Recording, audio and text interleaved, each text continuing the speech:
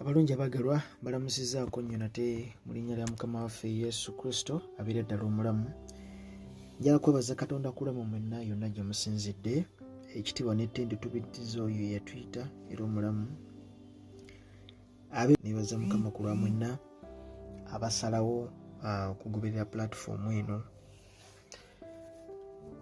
Bwe tuyitibwa Mukama alina buli omu kyamuwa era buli omu amuwa waagwa era buli omu amuwa obusobozi bwe mu ekyo era mu ekisa mu ekyo ky'abeera muyitiddemu okukola. Nnyinza okuba nga kyenkola kikwesittaza era nga tokyagala, naye ekyokukola tewali, kubanga era ekyo kye nina okuba nga nkola era nina okukyerewako embalirira era nina embaliriro yaakyo. N'olwekyo Mukama waffe Yesu ayogera mu Matayo eyo ndowooza 26:40 n'agamba nti mutunule musabe. Teyeyogera kugamba nti musabe mutunule, nedda, mutunule musabe. So ekkanisa ew'omulokole ena tulina okuba nga tuwaakinga kye bayita watchman. Watchman y'omuntu ayinza okuyimirira abalala bonna nga beebase n'alengera akabi nga kajja. Is a watchman. Ayimirira either bamusooka okumulaba oba asooka okulaba. Kati asooka okulaba yatta, mu byonna naye asobola okufiiramu singa baba basoose okumulaba. Bintu bingi ebigenda mu maaso. Emabegako eri najja ne mbagamba nti waliwo sisitemu, waliwo abantu abamu abali mu kuzimbibwa okulabika nti no basuula obuweereza obw'okuyimba mu kkanisa ya Kristo era ng'enteekateeka eyo eri yaggwa dda. Naye bangi ku mmwe mu kifo ky'okuwuliriza n'okumanya ekigenda mu maaso, abamu muddamu kujerega, kuvuma. Waliwo abantu abamu bolowoozaako n'omutwe ne gukuluma naye n'osigala ng'ogamba nti Mukama ekisa kitumale. Lwaki gukuluma? Ogamba ng'olabira ddala omuntu agenda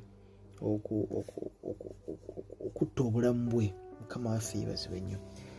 N'olwekyo twebaza Katonda ku lwa mwenna. Nabategeeza emabegako awo edda nti waliwo amakanisa agaasimbibwa naye ng'amakanisa gano okusimbibwa kwagwo galina ekigendererwa. Mu maaso eyo amakanisa ago nga omulabe yagasimba, mu maaso eyo beegaane Kristo era basigale nga bayimiridde ng'abalokole naye nga si balokole, naye nga bali mu njigiriza ez'obulimba. Abamu bajja kwatula nti kati bafuuse bannono, bakati bafuuse basamize, bagobye Yesu w'abaddugavu w'abazungu, baagala kuddayo waabwe ku nnono ez'Abafirika. Bagende nga bamaliriza ng'ekkanisa bazikyusizza nga bagamba balokole n'omulokole wawali ne pasita wawali naye yakyuse, kumbe baabatega dda mu kkanisa. Bwekyo bwe kiri ne mu bayimbi. Abayimbi bangi baabateze mu kkanisa mwe bali era bakoze omulimu gw'amaanyi nnyo okubapromotinga, kulabika nti ennyimba zaabwe zitambula nga ziziika oba nga zibikka ennyimba z'abaana mu kkanisa. Nabagamba emabegako awo nti enteekateeka nnene nnyo okulabika nti no bakyusa ministry into industry. That's why nti olwaleero kyangu nnyo okuwulira omwana ng'ayimba oluyimba naye nga yerangirira nga an artist olw'ensonga nti balina ebigendererwa byabwe, not as a minister. Era mu kyo bangi babawandiikidde n'ennyimba naye nga bo babalangirira okubeera nti no babagobera ddiiro bo ey'okubeera famous n'okukola ssente mu ebyo byebabeera bali mu kukola. N'olwekyo nina ebigambo ebyo ngenda okuba nga nkuwa mu ODM. Nabategeeza emabegako awo ne mbagamba nti omu ku bakyala gwe bali mu kukozesa, omukyala ayitibwa Gabbie Ntaate. Nja kukola vidiyo ku Facebook, nja giteekayo ne ku YouTube enneneko, naye njagadde kubawa bw'ekigenda mu maaso. Emabegako awo najja ne mbagamba nti omukyala ayitibwa oyo Gabbie Ntaate si waffe eno mu kkanisa ya Kristo.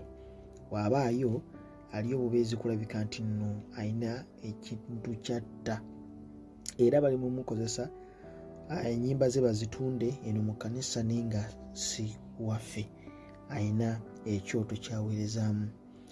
Abaana abalala nabagamba ennyimba ezisinga ezafuluma awo, ennyimba ez'omukulu ayitibwa Titus Kuteesa. Titus Kuteesa ennyimba ze si yaziwandiika. Ngenda kuwa audio eya Titus Kuteesa ndowooza bayinza n'okwewuunya nafunye ntya audio zino, naye ngenda kuwa audio eno ogenda kuba ogiwuliriza gwe kennyini. Waliwo omukulu omulala oyo ayitibwa Segmento. Ennyimba za Segmento nazo butuufu si za kkanisa, ennyimba ezo za nsi. Nakuba nti bayizingamu akagambo katono nnyo nti Yesu Yesu, mwenna ne mukuba mu ngalo ne mudduka emisinde. Kati ate regimu y'aba Martin Seku, eyo regimu eyalina ennyimba, era n'ennyimba za Martin Seku right now oba oziwuliriza, owuliriza nga zikyalinamu ensigo eri ey'obwakabaka bwa Katonda. Naye bano bali mu kukozesebwa, bano bantu bali ku byabwe. Mwe muli n'omukulu ayitibwa Lanek nabo projekiti ebakutte ennene nnyo okuleka nti nno bakyusa obuweereza. Kankwe eddoboozi lya Kuteesa Titus omwewulirireko, then male tukomewo. Wuliriza. Mukama yeebazibwa abooluganda mu Yesu, ab'ebitiibwa bamaama bataata basenga bakojja, amannya n'eddoboozi bamuse Titus Kuteesa. Mukama amanyi okuteesa biri bandanda. Ayenze yayimba kali akayimba kandi mulokole after quarantine byanzikiza ekisiwo n'endala n'ekikutteyo, luyimba oluliko olwakabi olukuba kikutteyo. Kati nze kye nazudde kiri kimu, bwemba nina information yange gye njagala okuyisaawo etuuke ku buli muntu yenna.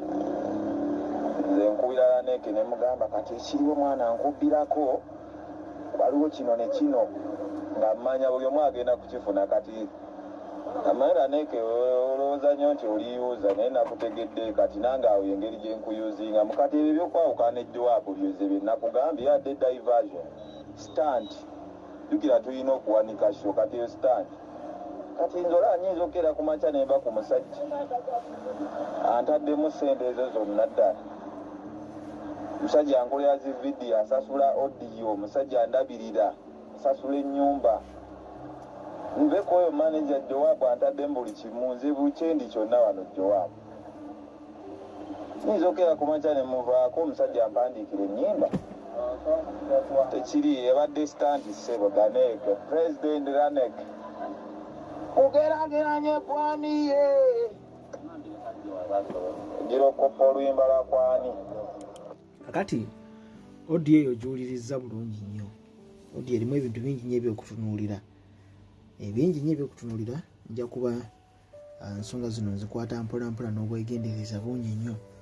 Nakutegeeza ne nkugamba nti abamu ku mmwe mutusindika, genda osabe mmwe mutukuva kubikkulire, mubeegayirire, genda mukwegayirire. Naye mmwe nnyini abagamba genda osabe, mmwe nnyini mutula ne muwuliriza ennyimba z'abantu bano.